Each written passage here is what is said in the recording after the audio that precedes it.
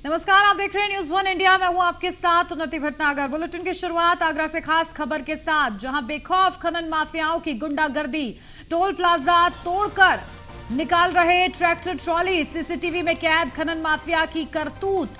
Toll plaza कर्मियों ने mafia पर भांजी लाठियां, तो वहीं टोल की बैरिकेडिंग तोड़कर 45 सेकंड में निकाले 13 ट्रैक्टर।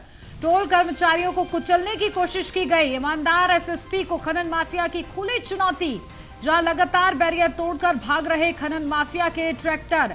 20 से 25 अज्ञात के खिलाफ मुकदमा दर्ज हुआ है। गुथाना सया थाना क्षेत्र के टोल प्लाजा की ये पूरी घटना बताई जा रही है। तो देखिए, खनन माफियाओं की गुंडागर्दी सामने आई है। किस तरीके से बैरियर को तोड़कर टोल प्लाजा पर ये गाड़ियां निकाली जा रही हैं। यहां तक कि कर्मियों की भी सुरक्षा का ध्यान नहीं रखा गया। कर्मियों अगर बीच में आ रहे हैं तो देखिए, उनको कुचलने तक की कोशिश यहां पर की गई है और उन्होंने रोकने का बकायदा प्रयास किया है। बावजूद इसके देखिए, गाड़ियां नहीं रुकी हैं और ताबड़तोड़ एक के बाद एक गाड़ियां जो है निकलती हुई नजर आई हैं और तेज स्पीड में 20 से 25 अज्ञात के खिलाफ इस पूरे मामले में अब मुकदमा दर्ज हो गया है। गुथाना सया थाना क्षेत्र के टोल प्लाजा की ये पूरी घटना बताई जा रही है और इसको लेकर बड़े सवाल देखिए खड़े किए जा रहे हैं। खनन माफिया की किस तरीके की गुंडागर्दी, जहां क्या खाकी का खौफ नहीं।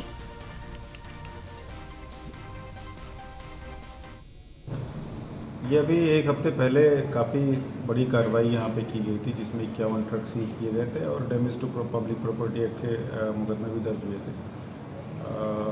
संभवतः उस वजह से लोगों को मौका नहीं मिल पा रहा था कहीं और से जाने का, तो इसमें कुछ लोगों ने हाइड्रोलिक सिस्टम की ट्राली यूज़ करके और एकाएक वहाँ से निकाले हैं टोल प्लाजा से, जिसका वीडियो वायरल हो रहा है। उसमें से कुछ पकड़े भी गए। आज सुबह उस पर FIR दर्ज हो रही है। जो उस दिन की घटना थी उस पर भी 307 का FIR पंजीकृत किया जा रहा है और इसमें से लगभग सारे लोग धौलपुर से संबंधित हैं, क्योंकि हमारा बॉर्डर लगता है तो वहाँ से लेकर के आते हैं और बहुत स्पीड में इस तरह का चीज़ें की हैं। सभी को आइडेंटिफाई किया जा रहा है। धौलपुर पुलिस से भी सहयोग मांगा गया और इस पर गैंगस्टर की कार्रवाई करके इनकी सभी की संपत्तियाँ जब्त की जाएंगी, क्योंकि ऐसा प्रतीत हो रहा है कि संगठित तरीके से इस तरह के काम करते हैं। ये अभी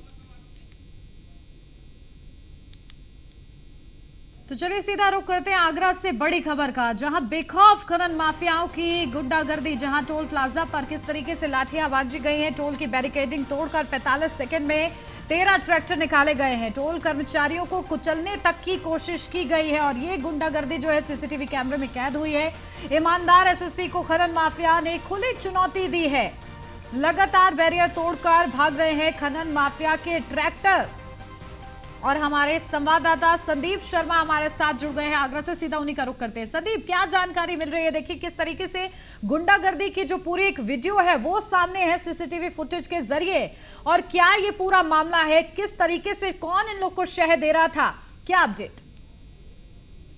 देखिए, बिल्कुल कहीं ना कहीं आप देख सकते हैं कि जो वीडियो सीसीटीवी वायरल हो रहा है, जिसमें एक नहीं, दो नहीं, तीन नहीं, बल्कि 13 खनन के अवैध ट्रैक्टर ट्रॉली लगातार टोल को जो बैरियर है उसको तोड़ते हुए निकलते हुए दिखाई दे रहे हैं। और वहीं वीडियो में जो टोल कर्मी हैं वह भी उनको रोकने का प्रयास कर रहे हैं, लेकिन उनको भी जो खनन माफिया है वो कुचलने का प्रयास कर रहे हैं। तो कहीं ना कहीं आगरा में जो आगरा पुलिस है उसको खनन माफिया चुनौती दे रहे हैं। तो आगरा जो कप्तान है प्रभाकर चौधरी, उनका एक अलग ही रुतबा देखा जाता है और उनकी एक अलग ही छाप देखी जाती है, लेकिन उसके बावजूद भी खनन माफिया आप देख सकते हैं किस तरह बेखौफ है। लगातार अगर आगरा की बात करें तो अगर आगरा में अभी हाल ही में एक वीडियो थाना खीरागढ़ क्षेत्र से वायरल हो रहा था, जिसमें खनन माफियाओं द्वारा एक सिपाही को भी खदेड़ा जा रहा था। इतना ही नहीं, आज से 2 वर्ष पूर्व थाना सैया क्षेत्र में खनन माफियाओं ने एक सिपाही की भी हत्या कर दी थी।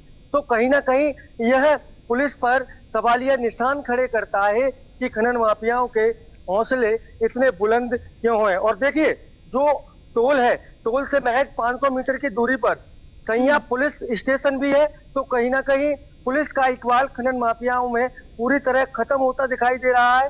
और जब न्यूज़ 1 इंडिया ने इस खबर को गंभीरता से चलाया, उसके बाद आनन फानन में पुलिस ने मुकदमा भी दर्ज किया है। करीब 20 से 25 अज्ञात खनन माफियाओं के खिलाफ मामला दर्ज किया गया है। लेकिन बड़ा सवाल यह है कि एक मुकदमा अज्ञात में लिखकर मामले को ठंडे बस्ते में डाल दिया जाता है, इन पर कड़ी कार्रवाई क्यों नहीं की जाती, ये एक अपने आप में बहुत बड़ा सवाल है।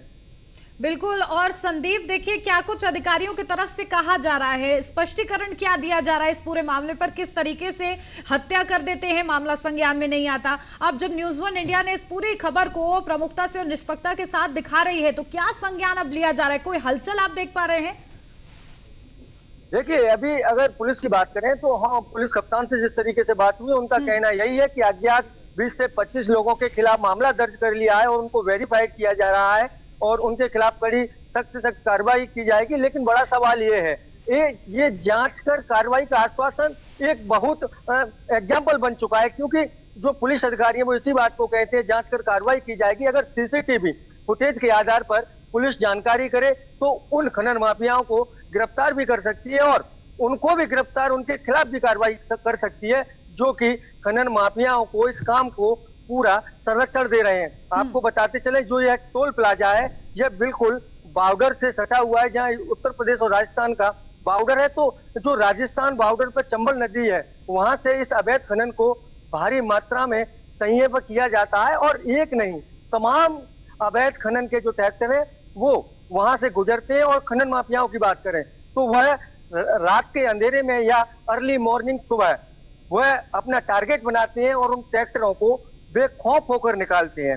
वीडियो में आप साफ देख सकते हैं किस तरीके से उन्हें कोई पुलिस का खौफ नहीं है, बैरियर तोड़ते हुए 1 2 3 4 और 13 ट्रैक्टरों को निकाला जा रहा है। तो अपने आप में बहुत बड़ा सवाल है कि पुलिस का इकबाल आखिर आगरा में क्यों खत्म होता हुआ दिखाई दे रहा है। वहीं अगर एसएसपी की बात करें तो प्रभाकर चौधरी का एक कड़क और अलर्ट कप्तानों में उनका नाम आता है, लेकिन उनके आगरा आने के बावजूद भी ये खनन रुकने का नाम नहीं ले रहा।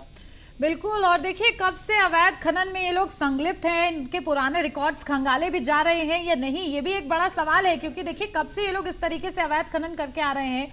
सीएम योगी आदित्यनाथ के साफ निर्देश है कि जीरो टॉलरेंस की नीति के तहत काम हो रहा है, माफियाओं पर शिकंजे कसे जा रहे हैं, बावजूद इसके इस तरीके से आगरा में ये सब हो रहा है। बिल्कुल, देखिए राजस्थान बॉर्डर से सटे जितने भी थाना क्षेत्र हैं वहां पर खनन माफिया पूरी तरह से हावी है। पुलिस और कहीं ना कहीं इसमें पुलिस का भी रोल हम कह सकते हैं, क्योंकि आज से कुछ समय पहले या ये कहें तो प्रभाकर चौधरी से पहले जितना भी देहात क्षेत्रों में, चाहे वो सैया थाना हो या वो खीरागढ़ थाना हो या फतेहाबाद या समताबाद हो, तमाम जगह जो खनन का कार्य था वो पूरी तरीके से पुलिस चलाती थी। लेकिन प्रभाकर चौधरी के आने के बाद कुछ जगह ऐसी हैं जहां पर खनन को बंद करा दिया गया है, लेकिन जो खनन माफिया हैं उनके हौसले बिल्कुल लगातार बुलंद है। वो अपना खनन नहीं रोक रहे, वो लगातार कहीं ना कहीं से वीडियो वायरल होते हैं, कभी सिपाही को धमकाते हैं तो कभी ट्रैक्टरों का निकलने का वीडियो, और इन ट्रैक्टरों से कई हादसे भी हुए। ये पहला मामला नहीं है कि जो पहला मामला सामने आया हो, इससे पूर्व भी कई अधिकारियों को ये खनन माफिया टारगेट बना चुके हैं, जहां तक कि सिपाही की हत्या भी कर दी गई है, लेकिन इन पर कोई बड़ी कार्रवाई नहीं होती। अभी हाल ही में एक वीडियो खीरागढ़ से वायरल हुआ था, उसमें खनन का विरोध करने पर 3 से 4 खनन माफिया एक सिपाही को दौड़ा रहे हैं और वह जीप में बैठकर भागने को मजबूर है। उसमें भी मुकदमा पंजीकृत किया गया, लेकिन खाना पूर्ति करके उस मामले को पूरी तरह से वहीं पर ठंडे बस्ती में डाल दिया गया। तो ये बड़ा सवाल है। तो दर्ज हो गए हैं, लेकिन अब इन मुकदमों पर कार्रवाई कैसे होती है ये देखने वाली बात होगी। बहुत शुक्रिया आपका तमाम महत्वपूर्ण अपडेट के लिए। बढ़ते आगे, जहां लखनऊ अग्निकांड में रेस्क्यू ऑपरेशन जारी है। लखनऊ अग्निकांड में फिर मृतकों की संख्या बढ़ी है। बेहद ही चिंताजनक ये बात, जहां लखनऊ अग्निकांड में मृतकों की संख्या 5 हुई है। रेस्क्यू अभी भी जारी है और भी बढ़ सकती है मृतकों की संख्या, क्योंकि लगातार रेस्क्यू ऑपरेशन हो रहा है। बेहद ही चैलेंजिंग ये रेस्क्यू ऑपरेशन बना हुआ है। लेवाना अग्निकांड में 8 लोग घायल हैं, अस्पताल में भर्ती हैं, जिनसे देखिए मुलाकात करने सीएम योगी आदित्यनाथ भी पहुंचे थे और डिप्टी सीएम ब्रजेश पाठक भी पहुंचे थे, और पूरे निर्देश है कि पूरी तत्परता के साथ काम किया जाए। और देखिए सुबह से ही लगातार रेस्क्यू ऑपरेशन ये किया जा रहा है। जैसे ही आग लगी तत्काल गाड़ियां पहुंची हैं, और बावजूद इसके क्योंकि रेस्क्यू ऑपरेशन में काफी चैलेंज है, इसके चलते अभी भी रेस्क्यू ऑपरेशन जारी है। 5 लोगों की संख्या देखिए सामने आई है जिनकी दुखद मृत्यु हुई है, इस हादसे का वो शिकार हुए हैं, और भी ये संख्या बढ़ सकती है, इसकी संभावना है। हालांकि अभी कुछ स्पष्ट नहीं कहा जा रहा है, क्योंकि अभी भी भयावह स्थिति वहां पर बनी हुई है। जबकि फर्स्ट फ्लोर से लेकर देखिए लगातार 4th फ्लोर तक ये कोशिश की जा रही है कि लोगों को रेस्क्यू कर बाहर निकाला जाए, और पहले सिचुएशन को कंट्रोल किया गया, आग को शांत किया गया, क्योंकि बेहद ही ज्यादा हीट थी वहां पर। इसकी वजह से एंटर नहीं कर पा रही थी टीम, और पूरे तरीके से, क्योंकि सील्ड पैक्ड ये होटल है, ऐसे में बड़े सवाल भी हैं और साथ ही साथ चैलेंज और ज्यादा बढ़ जाता है जब लोहे की रॉड से पूरी तरीके से ये होटल कवर है। इसको तोड़ना और इसके लिए तमाम इक्विपमेंट्स वहां पर इस्तेमाल किए जा रहे हैं। धुएं के गुब्बार को हटाने के लिए वहां पर वैक्यूम का भी सहारा लिया गया और इसके बाद टीम ने प्रवेश किया और कई लोगों को बाहर निकालकर टीम लेकर आई है। लेकिन अब देखिए, बड़ा सवाल ये बना हुआ है कि क्या इसमें लापरवाही, क्योंकि देखिए फायर एनओसी कैसे मिल जाती है जब इस तरीके से रिहायशी इलाके में एक होटल पूरी तरीके से सील्ड पैक्ड हो, उसमें कोई इंतजाम ना हो। आखिर ऐसे कैसे फायर एनओसी दी जा सकती है, ये बड़े सवाल खड़े हो रहे हैं। होटल प्रबंधन पर कई बड़े सवाल हैं कि उन्होंने कहीं नियमों का उल्लंघन तो नहीं किया है। और देखिए, इसका आश्वासन खुद डिप्टी सीएम ब्रजेश पाठक ने दिया है कि निष्पक्षता के साथ इस पूरे मामले की जांच की जाएगी। लेकिन ये मामला बेहद ही ज्यादा चिंताजनक बना हुआ है। सुबह से ही देखिए, लगातार न्यूज़ 1 इंडिया पर आप बड़ी कवरेज देख रहे हैं, जहां लोगों को रेस्क्यू करने की कोशिश अभी भी जारी है। लखनऊ अग्निकांड पर सीएम योगी खुद नजर बनाए हुए हैं। मुख्यमंत्री योगी ने लेवाना अग्निकांड पर जांच बिठाई है। मंडला आयुक्त, पुलिस कमिश्नर की संयुक्त टीम इस पूरे मामले की जांच करेगी। सिविल अस्पताल में घायलों से भी मिले CM Yogi Adityanath. Deputy CM Brajesh Pathak ने भी घायलों का हालचाल जाना है। घटना के किसी भी दोषी को छोड़ेंगे नहीं, ब्रजेश पाठक की तरफ से ये कहा गया। पीड़ित परिवार के साथ सरकार पूरी तरीके से खड़ी है। सभी होटल, अस्पताल में फायर उपकरणों की जांच की जाएगी। तो देखिए, बड़ा आश्वासन ब्रजेश पाठक ने दिया है, जो कि इस वक्त उप मुख्यमंत्री की भूमिका में भी है। लेवाना होटल अग्निकांड के बाद एडवाइजरी जारी। कमिश्नरेट के सभी होटल, निजी अस्पताल की जांच होगी। इमरजेंसी एग्जिट और फायर एनओसी की भी जांच होगी। ये बड़ी अपडेट आपको दे दे, लेवाना होटल अग्निकांड के बाद अब एडवाइजरी जारी की गई है, जहां कमिश्नरेट के सभी होटल, निजी अस्पतालों की जांच होगी। साथ ही साथ फायर एनओसी की भी जांच होगी। होटल, अस्पताल में फायर उपकरणों की जांच की जाएगी। अस्पतालों में फायर सेफ्टी ऑडिट करेगा अग्निशमन विभाग। तो वहीं होटलों और अस्पतालों की चेकिंग का अभियान चलाया जाएगा।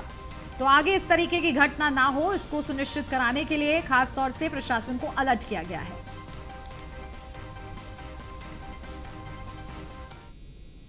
और पूरी केयर सरकार करेगी। घटना की हम उच्च स्तरीय जांच कराएंगे और जो भी दोषी होगा लापरवाही का, उसके खिलाफ कड़ी कार्रवाई करेंगे। और पूरे प्रदेश में इस बात की एडवाइजरी अभी हम जारी कर रहे हैं।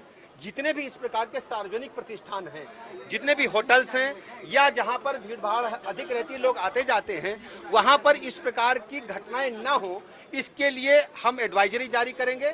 और यदि कहीं इस प्रकार की लापरवाही पाई जाएगी तो हम कड़ी कार्रवाई करने से नहीं हिचकेंगे।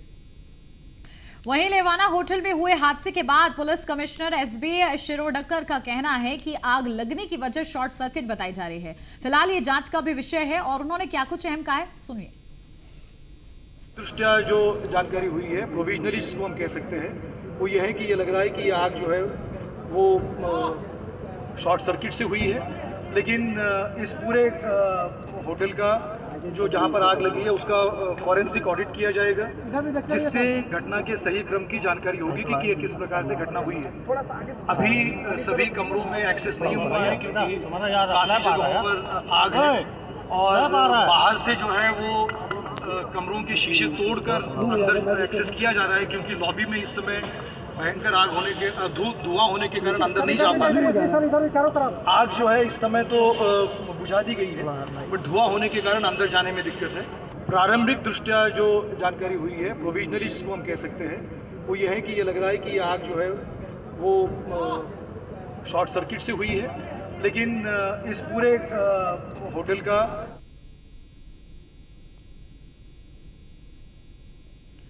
तो देखिए, लेवाना अग्निकांड में घायलों के नाम हम आपको बता रहे हैं। राजकुमार 28 साल के हैं, मोना 24 साल, अंश कौशिक 35 साल, तो वहीं आनंद उपाध्याय, चंद्रेश 27 साल के हैं, श्रवण 30 साल के हैं, प्रदीप मौर्य 29 साल के हैं। ये घायलों के नाम हैं जो जिनको चोटें आई हैं, जिसकी वजह से इनका उपचार चल रहा है। तो देखिए, कामिनी 33 साल, अंश कौशिक 35 साल, मोना 24 साल।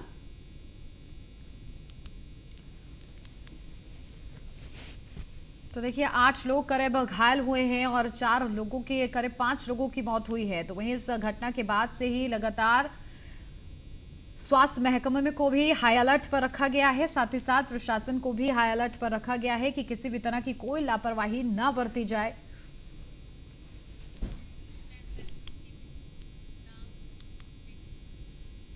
सिविल अस्पताल में अग्निकांड के घायलों का इलाज चल रहा है। घायलों से न्यूज वन इंडिया की टीम ने खास बातचीत की है, सुनिए। 2018 में जिस तरीके से नाका के होटलों में अग्निकांड हुआ था जिसमें 5 लोगों ने जान गंवाई थी, ठीक वैसा ही आज अग्निकांड होटल लेवाना में देखने को मिला है, जहां पर 2 लोगों ने जान गंवा दी है। दर्जन भर से ज़्यादा लोग जो गंभीर हालत में अस्पतालों में भर्ती कराए गए हैं। हम सीधा अस्पताल का रुख करते हैं और देखते हैं कि कितने लोग भर्ती हैं। हालांकि मुख्यमंत्री योगी आदित्यनाथ यहां पहुंचे थे, डिप्टी सीएम ब्रजेश पाठक पहुंचे थे, जिन्होंने भर्ती मरीजों का हालचाल जानना है। साफ तौर पर आदेश जारी किए हैं कि इलाज में कोई कोताही ना बरती जाए।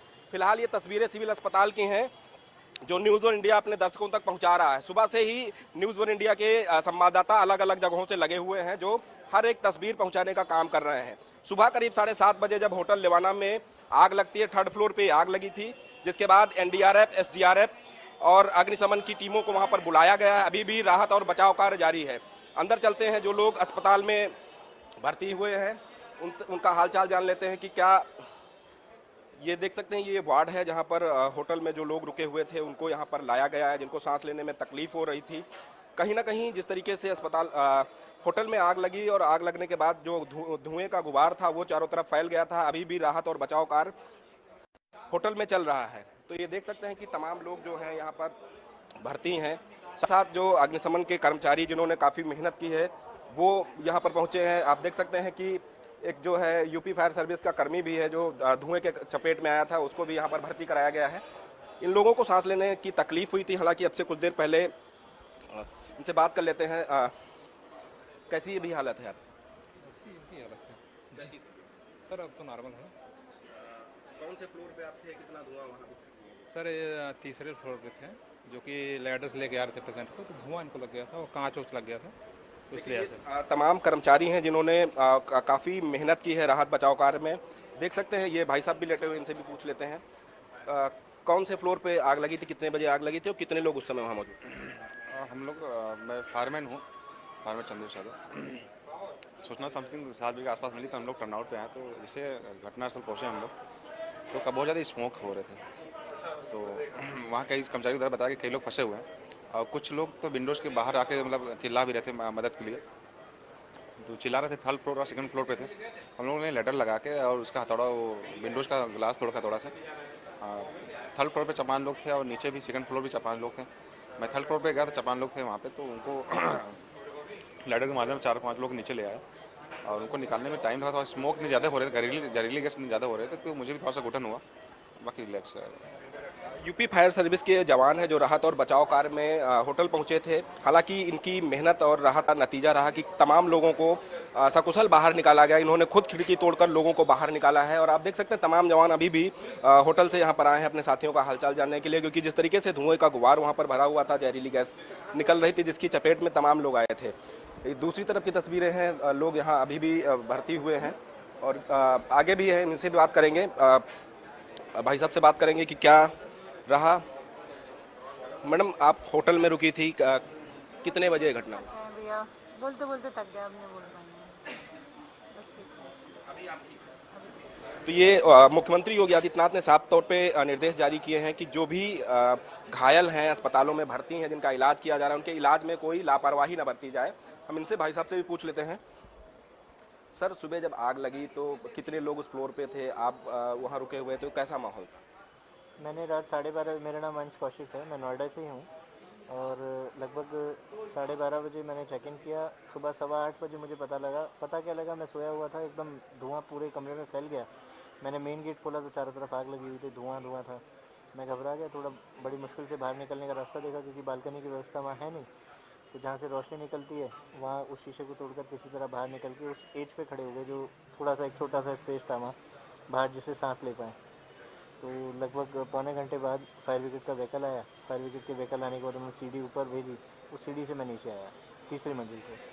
खिड़कियों को तोड़कर लोगों को बाहर निकाला गया था। राहत और बचाव कार्य अभी भी लेवाना होटल में चल रहा है। तमाम अधिकारियों ने वहां पर मुआयना किया है और साफ तौर पे ये दिशा निर्देश उत्तर प्रदेश सरकार की तरफ से जारी किए गए हैं कि जो भी दोषी होगा, चाहे वो लखनऊ विकास प्राधिकरण के अधिकारी हों, अग्निशमन विभाग के अधिकारी हों, नगर निगम लखनऊ के अधिकारी हों या फिर लखनऊ पुलिस के अधिकारी हों, उन तमाम लोगों की जाँच कराई जाएगी। मुख्यमंत्री योगी आदित्यनाथ ने सख्त निर्देश जारी किए। वहीं अगर हम डिप्टी सीएम ब्रजेश पाठक की बात करें, जो स्वास्थ्य मंत्री भी हैं, वो भी अस्पताल पहुंचे थे, लोगों से उन्होंने मुलाकात की है, हर संभव मदद करने की बात कही है। स्थिति का भी मतलब आग लगने के कारण कोई अभी निश्चित नहीं है। वहाँ पे हमारी अधिकारीगण पूरी टीम वहाँ पे हैं, तो सर्च किया जा रहा है, रेस्क्यू हो रहा है। कितने फायर सर्विस के कितने लोग हैं जो इसमें अभी? सर ये 2 लोग आए हैं सिर्फ अभी। 2 लोग जी, फायर सर्विस। तो आप भी वहीं पे थे? जी जी। इतना ज़्यादा मतलब धुआं की वजह से बताया जा रहा है कि बहुत ज़्यादा जो, क्योंकि आप फायर सर्विसेज के आदमी हैं, तो वहाँ पे जिस तरीके से आग लगी है, इतनी ज़्यादा वहाँ पे कंजेस्टेड एरिया था क्या कि जगह नहीं मिली थी क्या? वहाँ सिचुएशन कैसी थी? जी सर, कंजेस्टेड था, थोड़ा जीने से रास्ता ही नहीं था, तो सीढ़ी लगा के उतारे थे, तो इनको उतारने गए थे, इनको धुआं लग गया, तो फिर ये बेहोश हो गए, इनको लेके आना पड़ा हम लोग को, लेके चले आते तो वहाँ पे कार्य हो रहा है सर। जी सर। एरिया वहाँ पे कंजेस्टेड है? जी सर, जी सर, जी। तो जो फायर, क्योंकि आप फायर डिपार्टमेंट के हैं, फायर नॉर्म्स जो होते हैं, क्या आपको लगता है, क्योंकि आप वहाँ मौके पे मौजूद थे, अंदर थे, क्या फायर नॉर्म्स के हिसाब से था वो? सर वो हम लोग पूरा अंदर नहीं जा पाए थे। अच्छा, ठीक, और इससे जी बेहोश होने के लिए चले जाते थे वहीं बाहर से ही। और इसी के साथ इस बुलेटिन में फिलहाल बस इतना ही। खबरों का सिलसिला आगे भी जारी है। आप देखते रहिए न्यूज़ 1 इंडिया।